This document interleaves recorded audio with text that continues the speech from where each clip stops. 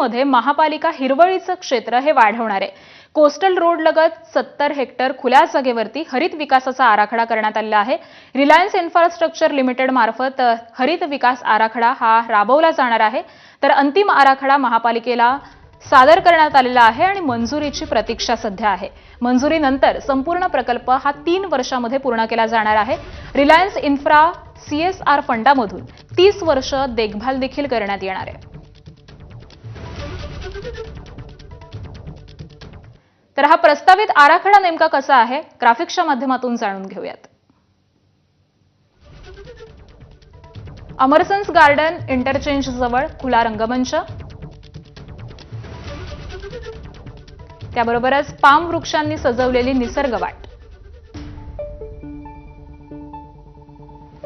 काही ठिकाणी मियावाकी पद्धतीने मायक्रो फॉरेस्ट, हाजी अली परिसरामध्ये पिकल बॉल कोर्ट उभारणार, वरळी ते महालक्ष्मी दरम्यान कॉन्फ्लुएन्स गार्डन आणि वुडलँड्स देखील उभारण्यात येणार आहे। वरळीच्या निष्क्रिय जेट्टीचं कायमस्वरूपी हेलिपॅडमध्ये रूपांतर करण्यात येणार आहे। तर अशा पद्धतीचा हा आराखडा असेल।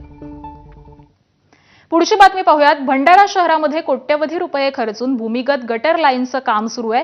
हे काम सुरू असताना कंत्राटदारांच्या चुकीच्या नियोजनामुळे